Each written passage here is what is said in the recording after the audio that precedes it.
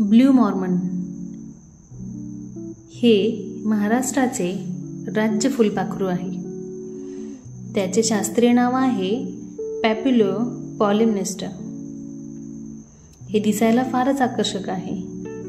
चमकणाऱ्या निळ्या पंखांवर काळ्या रंगाची किनार जणू निसर्गाने रंगवलेले चित्रच वाटते। त्याच्या पंखाचा फैलाव तब्बल 120 ते 150 मिलीमीटर एवढा मोठा असतो। त्यामुळे हे भारतातील सर्वात मोठ्या फुलपाखरांपैकी एक मानले जाते। उडताना पंखावरील निळसर हिरव्या छटा प्रकाशात चमकत असल्यामुळे ते एखाद्या रत्नासारखे भासते। हे फुलपाखरू प्रामुख्याने पावसाळ्यानंतर डोंगर, दऱ्या आणि दाट जंगलामध्ये दिसते।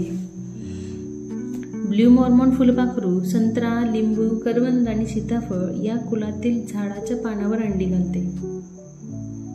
अळी पानं खाऊन मोठी होते आणि शेवटी कोश बनवून सुंदर फुलपाखरात रूपांतरित होते।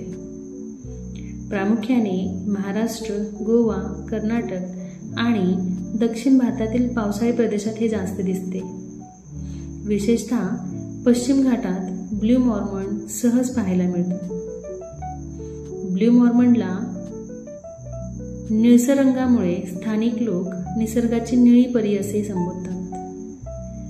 याला महाराष्ट्राचे राज्य फुलपाखरू म्हणून निवडले कारण ते दुर्मिळ सौंदर्य, विविधतेचे प्रतीक आणि पर्यावरणाच्या समतोलनाचे द्योतक मानले जाते।